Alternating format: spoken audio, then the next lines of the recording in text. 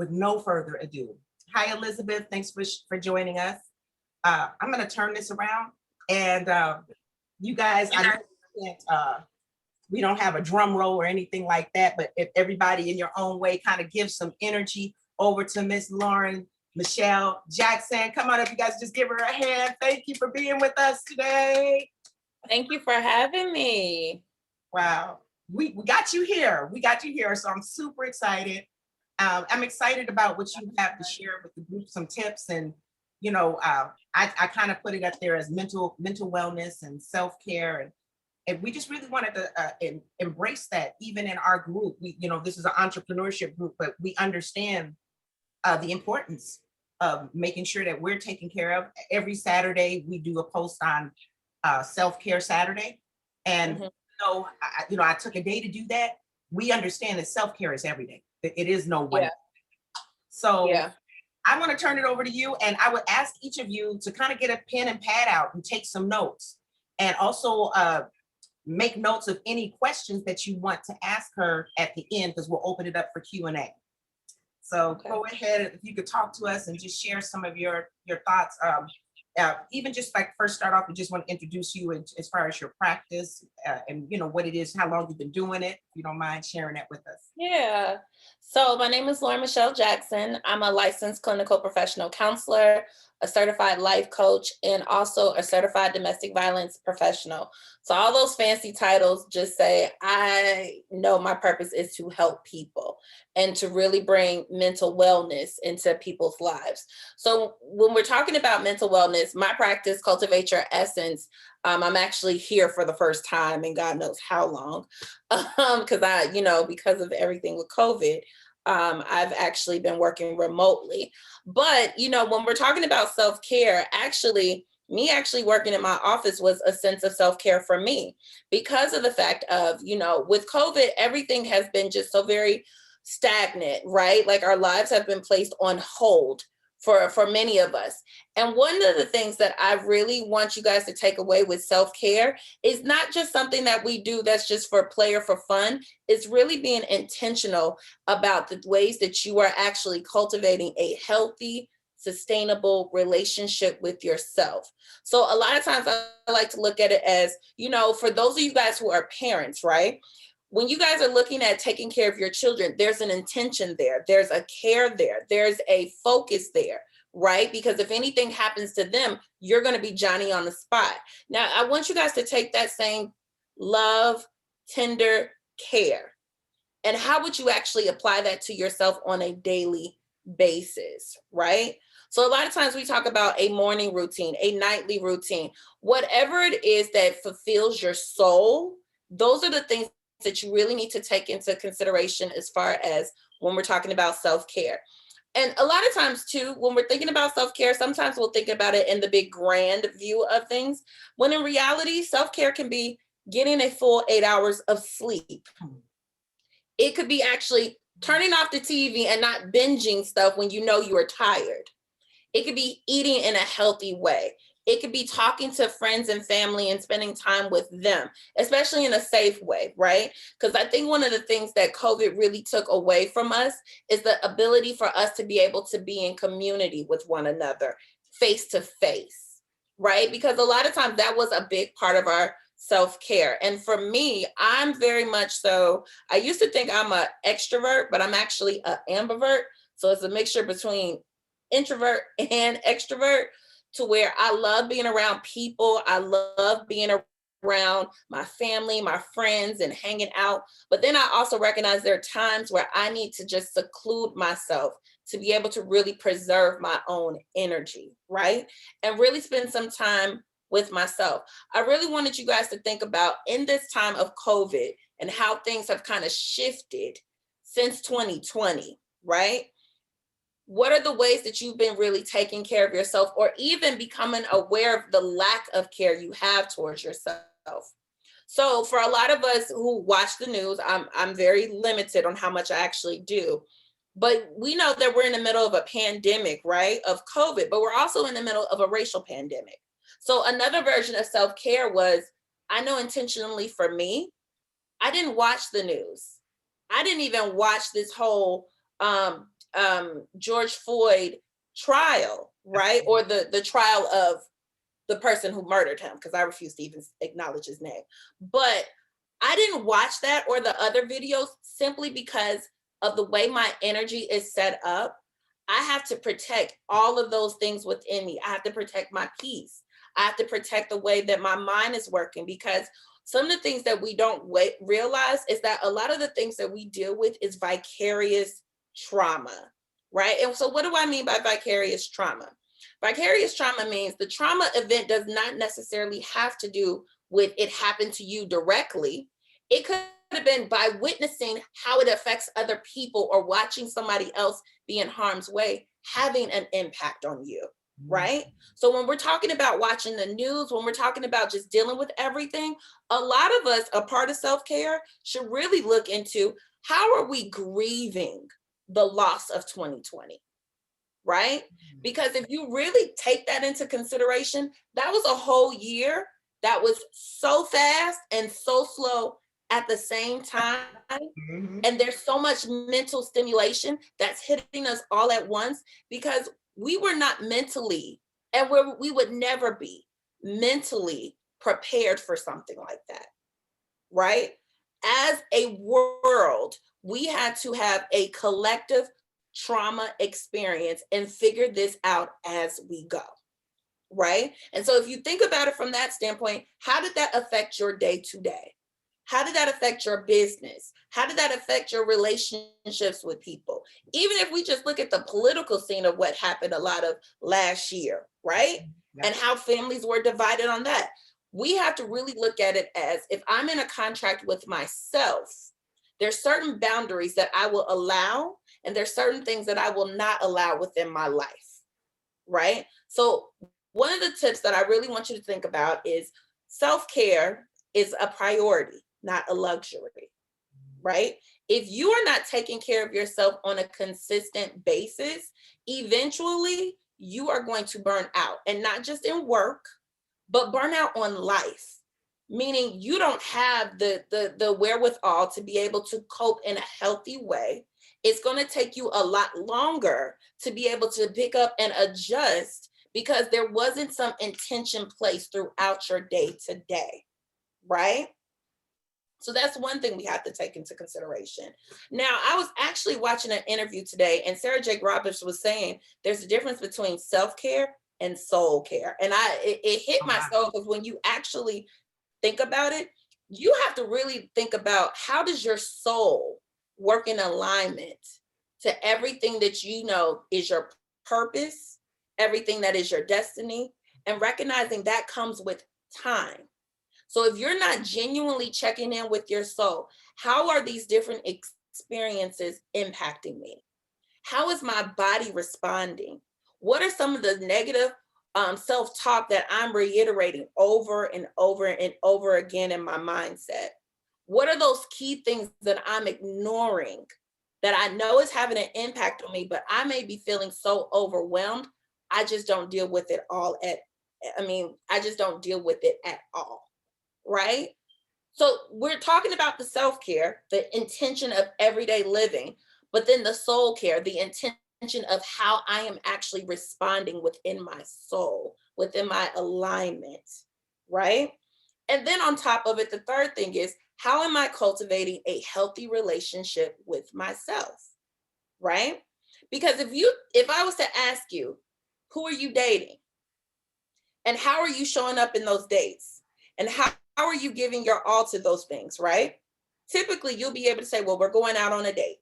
We're picking out activities. We're doing things and we're learning things about one another to bring us closer together. How often are you doing that for yourself? And I'll be even willing to bet how many of us actually have a relationship with ourselves, where we're taking the time to actually get to know us, learning who we are in this season, learning who we want to be further down the line, recognizing what are the changes that need to take place. This is all a part of the way of we're taking care of ourselves, right? So when we're thinking about mental wellness, it doesn't have to be this big, overwhelming thing. It can really be, how am I just showing up for myself that is authentic to who I know I am and where I'm trying to strive to be, right? So those are some of the things that were just some of my tips that I really wanted to share with you all in those regards. Well, that's awesome. I know me, I don't know about you guys, but I was taking notes. There was just some really, I just thought some powerful things that you said. I'll go over that in a few, but I just wanted to know, and I know it may sound so basic asking this question, and I'll ask it for maybe somebody else in the room that may not want to ask it. When you say, how am I showing up for myself? And you talked about knowing yourself, how does one really get to know what is the process of that? And only reason I say it, I know it sounds so basic and like surely you should know that answer, Cherise. But the reason I say it is because a lot of us we're not taught how to do life. We just literally jump in, and it's like somebody throws a life vest at you and says, do the best you can. So how do we really take that time to get to really know ourselves? One of the things that I always stress, and I am that therapist that says everybody needs to go to therapy at least once in their life. And it's going to be a little bit more complex than that, but I want to at least start with that. A part of that is because just how we go in for our regular physical exams, and sometimes, by going to the physical exam and going to like our mammograms and things of that nature, you get to find out, okay, is everything working properly, right? Mm-hmm. Same thing when you're talking about mental health. Sometimes we don't recognize what is working properly or not. Like for what you said, Cherise, when you said you went to therapy and you was thinking, well, I'm just going to talk about my ex-husband. No. And then we started to recognize, what are the patterns that kind of led us to this point, right? What is the family history that kind of led us to this point, right? And you're right. We're not taught how to be in relationship with ourselves. We're not even taught how to be in a healthy relationship with other people, let alone ourselves, right? So a part of that is beginning to get curious about who am I? And especially if we just put it down to its simplest form, who am I in this season? And do I even like who I am? Mm-hmm. I like to even start with just that part. If I could be anybody else in this world, would I still choose to be me? Mm. And if that is the case, sometimes you might be like, some things I would change. Or it might be, I love myself. Okay, let's take that back. What do you love about yourself, right? Because sometimes it's easy to love ourselves and other people than it is to actually like ourselves.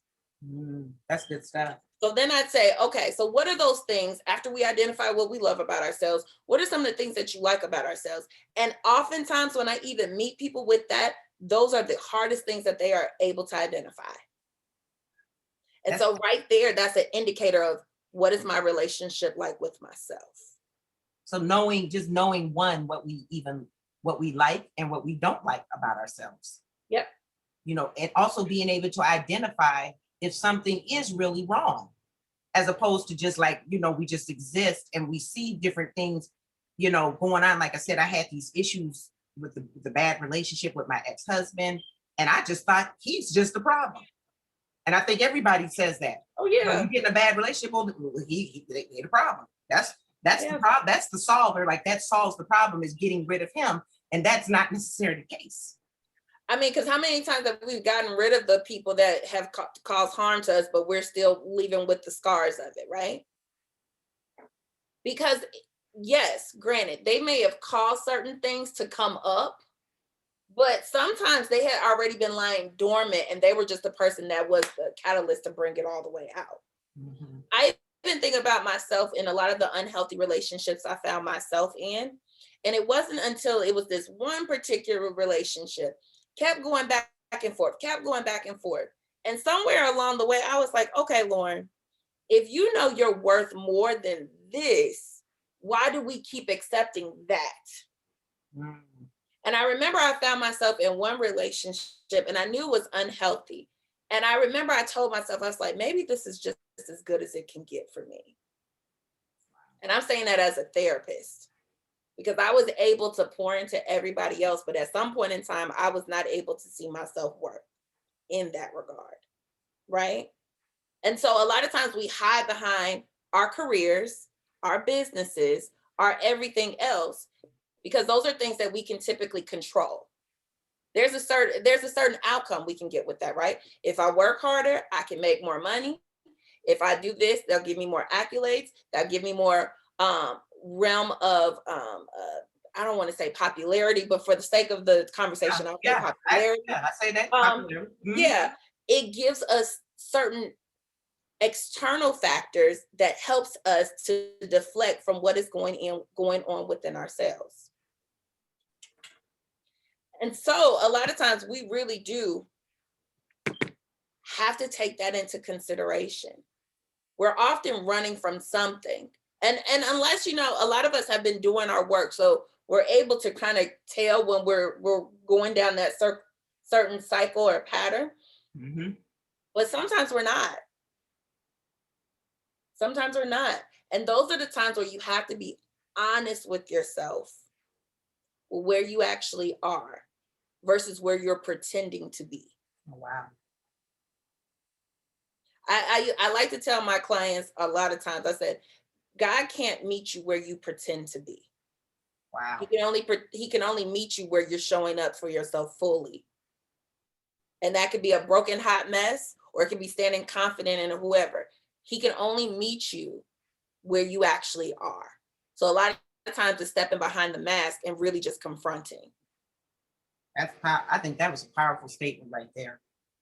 I'm writing that down. God can't meet you where you pretend to be. You guys hear that? God can't meet you where you pretend to be. That's powerful. That in itself is powerful. Again, that goes back to knowing yourself, goes back to loving yourself and knowing the things that you love about yourself, the things you don't like about yourself. You can just being aware and cognizant of that. So at least you have a starting point if you want to fix something. They say the first step to fixing something is the acknowledgement. Yeah. That's why everybody know AA, Alcoholic Anonymous, the first thing what do they make you say is, my name is Jim and I'm an alcoholic. Yep. That's powerful. Well, you guys, I don't know how you all feel, anybody that has something to say, because I'm already just like, this is like meat. This is like filet mignon to me. So I'm like really chewing on it. This is not something that, in my opinion, is not like just a glass of apple juice. Like this is something my aunt is on tonight, Liz Sharp, and she always would say, chew on it, baby, just chew on it. So this is she's giving us some filet mignon, some things to really think about and to really chew on. And I do want to open it up for Q&A. So as we go along, you guys know if anybody has a question or anything you'd like to ask, if you can give a thumbs up, and Shaughnessy will moderate and we'll bring you in. I think Aunt Liz is already. Well, first of all, my apology for being late. I just woke up. Oh, I ain't gonna lie. I took a nap. Look, we just I'm tired too. I said, oh my God, Right, Cherise is on. Cherise is on. So, okay. So we're glad you're here, Auntie. We're just glad you're here. Okay, so I need to know who the lady is speaking. Is she a therapist? What's Yes. your name, sweetheart? Lauren Michelle Jackson. Yes, I'm a therapist. Okay, and I'm sorry, the dogs were barking. Lauren, you said? Yeah, Lauren Michelle Jackson. Lauren Michelle Jackson. Well, you was saying some good stuff when I come on. My God. It's always so wonderful to meet Black women who have this type of awareness, because everybody don't have it, Yeah. Everybody doesn't have it, but everybody needs it. And a lot of times they don't know that they need it, because most people don't know that they need to go to a therapist. You know what I'm saying? Well, and it's been stigmatized in our community for so long. They think they're all right. Right. Yes. I was going to say in the Caucasian community, hey, they're not making a big, they're not putting a sign up, but they're out there doing it. And they're getting the help. Yeah, they're getting the help that they need. But in the Black community and other minority communities, I don't know, it's been a taboo. And that goes back to, like I was saying, Kenya's, that's one of the big things for her advocacy is specifically for the Black community to eliminate and get rid of that negative stigma of mental illness. Yeah. Yeah. And you also have to take into consideration, especially for people of color. I can tell, like a majority of us, it seems like we're all Black women on here, but for people of color in general, because of the way society has been formed, and that has been kind of like what do we call that? I can't think of the word. I'm sorry, y'all. I had clients today, so I'm tired. But either way it goes, it's like generational traumas, right? So Yeah. within the generational traumas, there's mindsets that come with that. And so when that's being passed down from generation to generation to generation, we don't even recognize that that's not even normal or healthy. That's just become a part of our everyday norm. So it's not until, unfortunately, something typically happens for us to recognize, oh, wait a minute, let me actually deal with some things. Because one of the things I will say about mental illness is that it'll show up, but it's not until it's a little bit more persistent for us to even notice like something is wrong. So a lot of times, you know what, we can have depressive episodes, I like to say. So we might feel sad, we might feel, you know, a little depressed, we might feel a little agitated, but typically those come and go. But it's not until we're starting to feel it more consistently where we recognize it's a problem. So, you know, when our cars are starting to act up, right? You know, you might hit the brake a little bit and it do something. And it might, okay, that was just a one-off. That normally doesn't happen. But then when you keep hearing the squeakiness behind the brake, or when you start to see that the car is not driving the same, that's when we recognize there's a problem.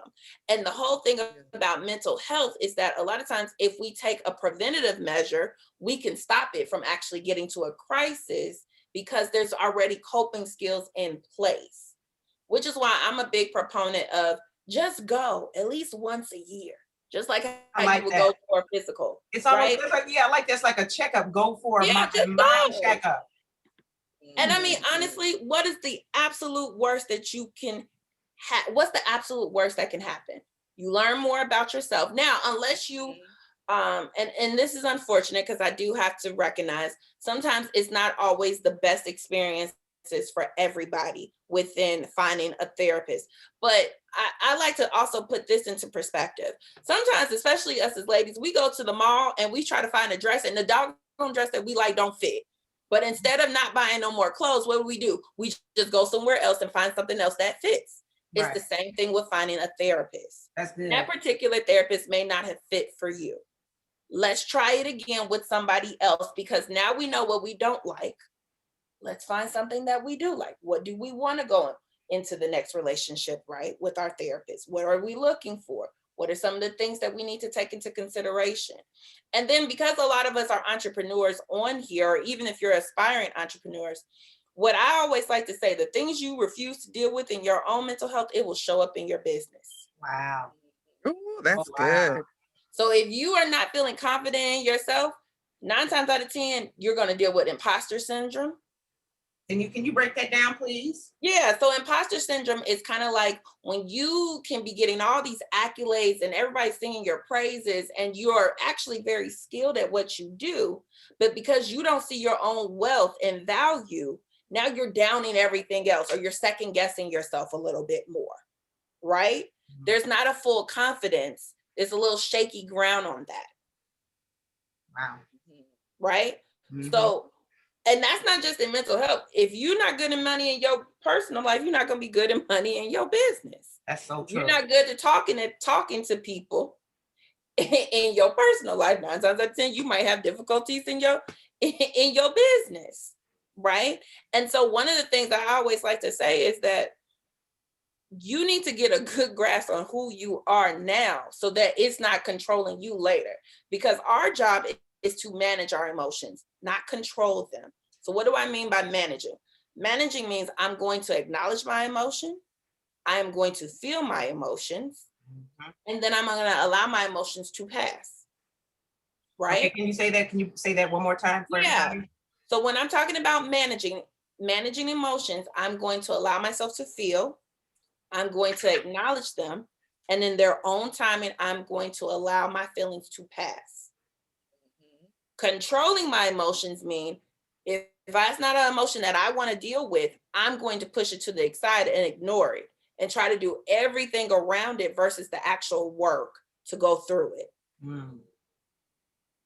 That's good. I kind of think of that as like, well, some of you are probably too young to have experienced this, but sooner or later you're probably going to get go into menopause. and there's hot flashes Okay. that come along Yep. with menopause. Mhm. And for me, the hot flashes remind me of emotions, because the hot flashes will come and you just got to let that hot flash go through your body. There's Yep. nothing you can do about it. You just got to sweat it out, heat it out, and just let it go flow through you. And then before you know it, in about maybe 5-10 minutes, it's gone. And that's the same thing with emotions. You have to sit with those emotions and just let them flow right through you. And when you do that, when you don't become resistant and start fighting them, you'll be all the better for that. Am I right? Yeah, you'll be all the better. Yes, And it's a practice. It's a practice. it is. Mhm. And what people really don't recognize too is that the more we don't deal with our emotions, the more they're going to internalize, right? And so when they get internalized, because they're not used to being let out or being acknowledged, when they finally do come out, you're not going to be able to control what your response is to it, or even manage what your response is I've to had it. that Have you problem. ever seen like, yeah, because have you ever seen like people who start to cry and then it becomes they cry so much that because they're inconsolable at that point? Because it's like they've been internalizing these emotions for so long. They're like, look, I don't know when you're going to let me out again. So let me just kind of flood you now because I don't know when you're going to acknowledge me again. Lauren, the first time I went to a therapist, I was about 20, probably about 28, and I'm 61. And when I went to this therapist, she opened up a brand new box of Kleenex, and she handed it. And by the time the session was over, I had used every Kleenex in that box. Every place. I mean, can you That's right. imagine that? A box of Kleenex, Exactly. and I had Yep. used every Kleenex because it was like a flood. Wow. The flood just Yep. came out of me, and I Yep. couldn't believe it. I used every Kleenex in the box. And can I say this? I really I'm super excited about this session, and I'm excited because we have actually several therapists in our group. So I want to get Oh, each you one of them do? on. Yes, we do. Yes, we do. So Wonderful. I want to do some more sessions and have other therapists come on. But I want to say again, It's me. I'm my first, sorry. oh, you're fine. My first session, again, I went because I was having panic attacks and I was having nightmares about my ex-husband because he had threatened me. And when I got there, I remember the first session, I felt like I was so in control. I felt fine. And then, like you said, it was like out of nowhere, the floodgates just opened and it was just rivers of Mhm. water flowing. And I was like, I remember just sitting there like, what just happened to me? The only reason I'm sharing that is because for those of you that have never had it before, I just really, I am such an advocate for this now. I just want to encourage you, if you have the insurance, medical insurance to do it, uh, schedule an appointment. If you don't have it, and also Kenya Atwater, if you guys, her non-for-profit organization, they have a referral service where they can actually help you to find a good therapist. And we'll let her talk, give a few minutes of that, as we go on. But I just would admonish everybody, if you have never went to therapy, to do it, to just give it a shot. Even if you feel like, oh, I'm in control, everything's fine. If you've never had therapy before, a lot of those issues of trauma and violence or things that you have dealt with, a lot of that is compressed.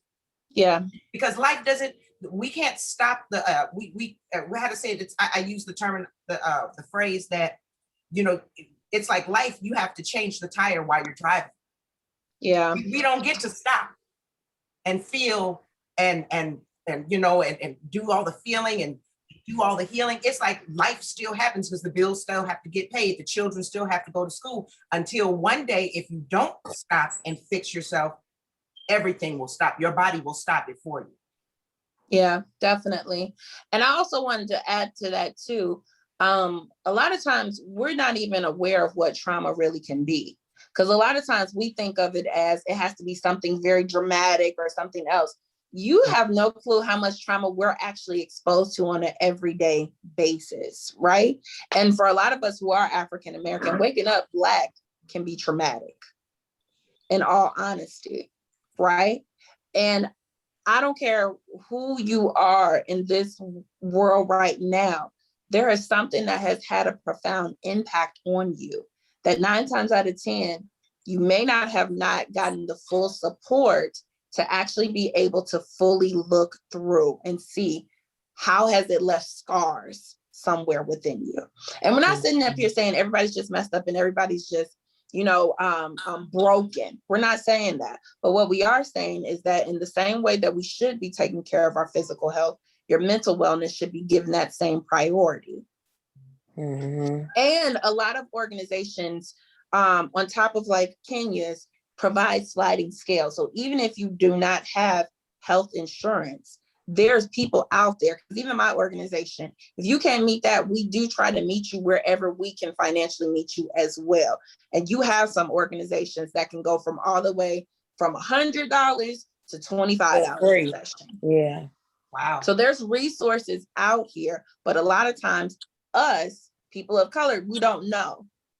Or we just think that we can pray it away. We can do whatever else away. We can avoid it until it's no longer there. But in reality, your mental health affects your physical health. So one way or another, it's going to deal with you.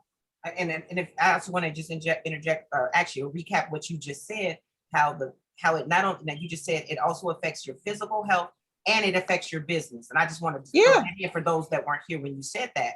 It's like the personal is going to affect the business. Yep. And in some ways, well, man, I'm pushing hard and I'm trying to get more sales and I'm trying to do this. Man, it could be something more directly related to you on a personal level than it is more on the business level. And we do have some questions. So I don't know if you have any other statements. No, I did see one question in there. I just didn't get a chance to get to it. But yeah, I did see one in there. And we had a question. Yeah, the one question was from Vicky. She asked, well, first she said this is very powerful. And then she asked, how do you tune people out when they are constantly speaking negatively? So I'm really big on boundaries, right? Mm-hmm. So what do I mean by boundaries? It's certain things with certain people I will not discuss things with, right? Mm-hmm. And sometimes, as hard as it may be, you have to be very clear on what works well for you and what doesn't, and then have the courage, and sometimes it takes a while to build up the courage to do so, to express that boundaries to other people. Or set up a personal boundary with yourself to say, okay, when somebody is starting to talk in this negative sense, or when my energy is starting to shift, I have to remove myself from this conversation. And a part of the thing about boundaries is that it's not fair to ask people to change if you're not educating them on what's no longer working for you. Because 9 times out of 10, they may not even be aware that that's what they're doing. Because again, that might have been a part of their everyday routine.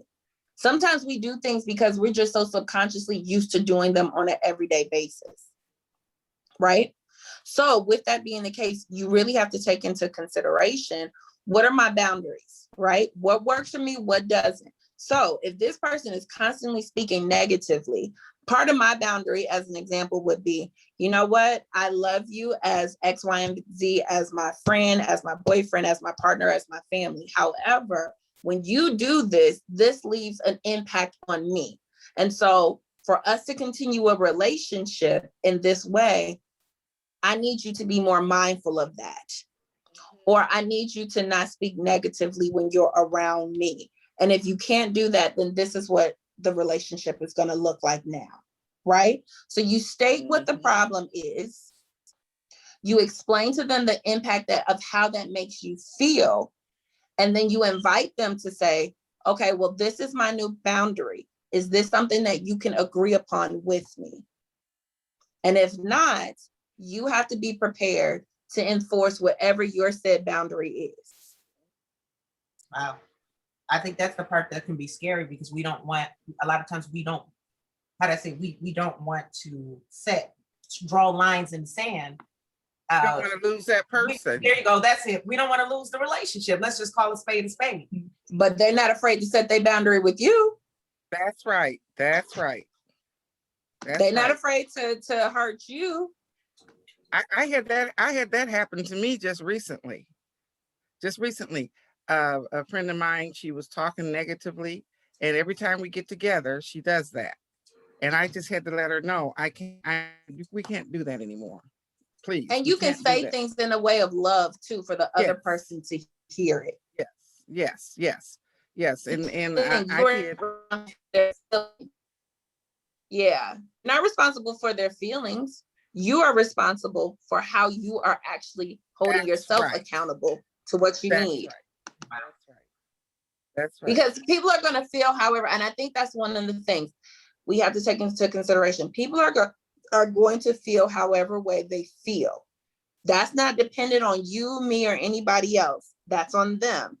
So it's still your responsibility to educate them of how to be in relationship with you differently. That's right. You know what I like? I like to say this. I remember years ago, like there's this principle my pastor always told us. He said there are rules of engagement, and there are rules of engagement in every relationship, and there are rules to stay in every relationship. So but we got to determine what those rules are, which is boundaries. Yep. I like that, rules of engagement. What are the rules of engagement that you want to have for you in relationships? And that can be across the board.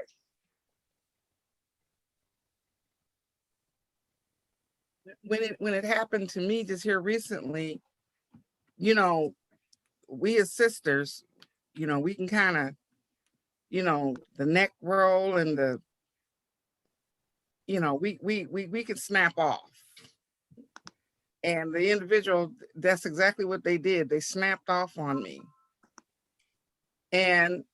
But you know what I do? I gave her space. And I'm talking about space even within that conversation. I just got quiet because basically without saying it, I said what I said, and I'm going to give you a chance to absorb that. So I'll just get quiet. Yep. And then when you're done with your tantrum or whatever, I'll come back on and let you know that I love you. And, and this is how it's got to be for me. And that's exactly what I did. And when we hung up, we gave each other some space for a few months. And now we're okay again. But at least she knows, she knows.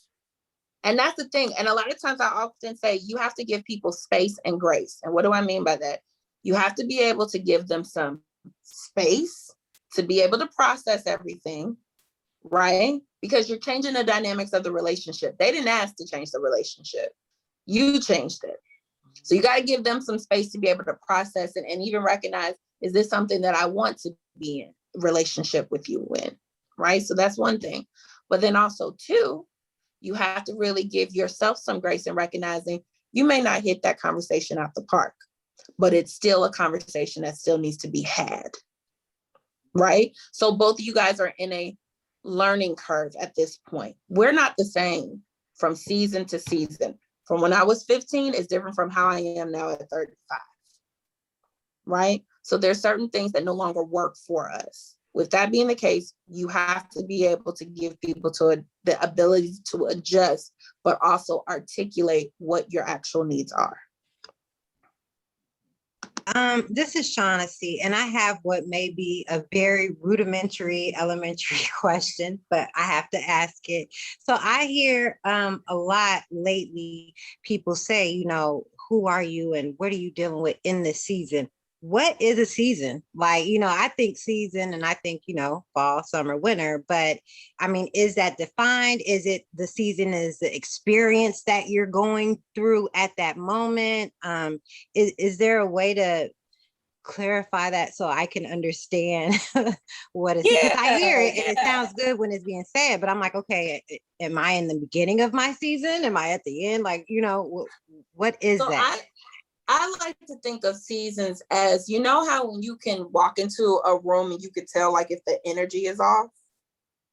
My biggest thing is When you begin to notice that there's something within you that is beginning to change, and it may not be all at once, it might be something subtle. That's what I mean by seasons are changing, right? I recognize the ways that I used to be no longer fits me now, right? And these can happen over time.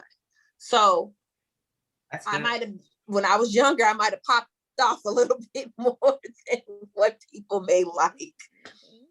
But now at this point in my life, that doesn't serve me well. I actually get sick at the idea of just going off on people, right? That was subtle changes from me doing my work, or just me gaining more experience and not necessarily just age, right?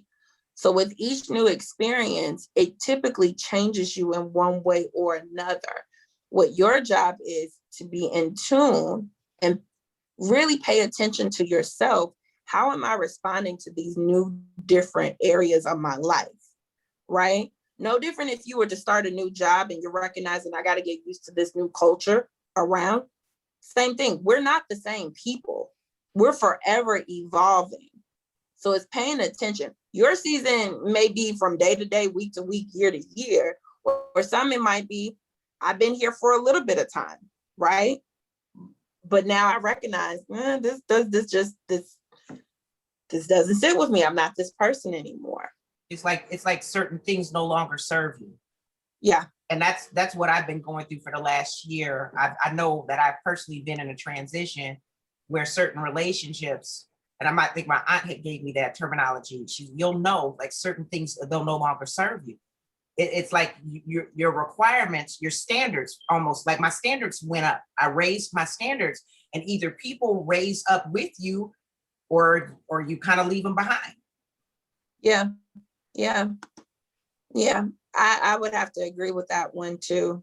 And I think also too, just recognizing that a lot of times we outgrow a lot of the things that we've been into, right?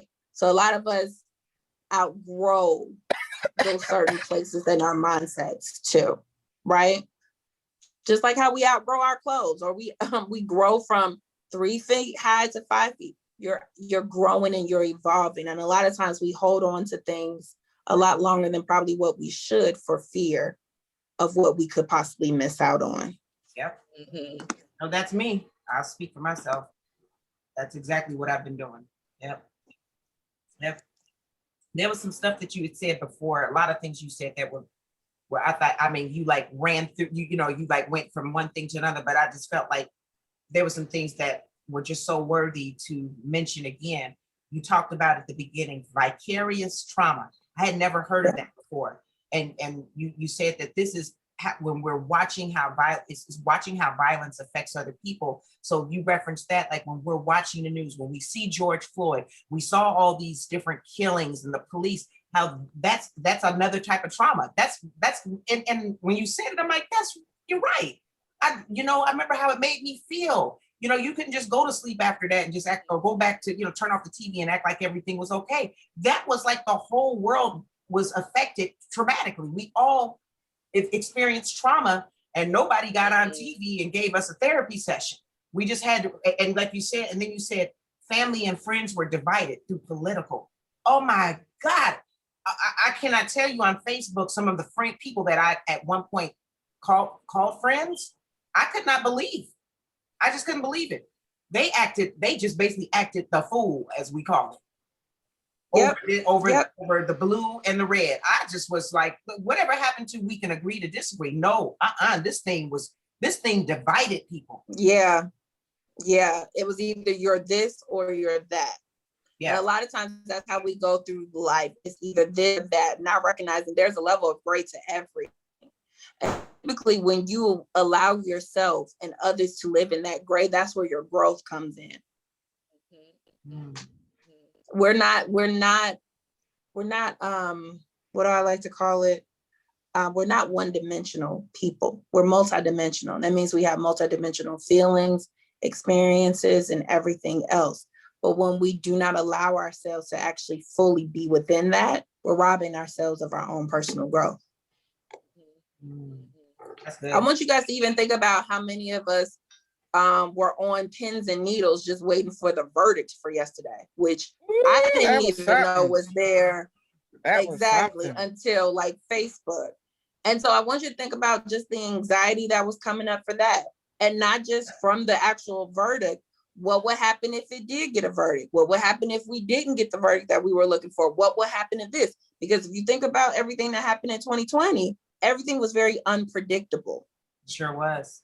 And so now we're even have anxiety about what may or may not happen. Because again, that was a traumatic state for all of us. Yeah, I think that, I heard that, there were people that were ready to turn up, basically. If that verdict didn't come down, people were ready. They were, the riots were about to start again. Oh yeah. And I can that's imagine still even an emotional response. Yep. And I think about all the brick and mortar businesses that were basically on guard, knowing that, okay, are they, if this happens, some of them were getting ready. They were already on standby to board up their businesses. Oh yeah. So it's a lot of stress. You know what, Lauren, everything you said has just been on point and so relevant.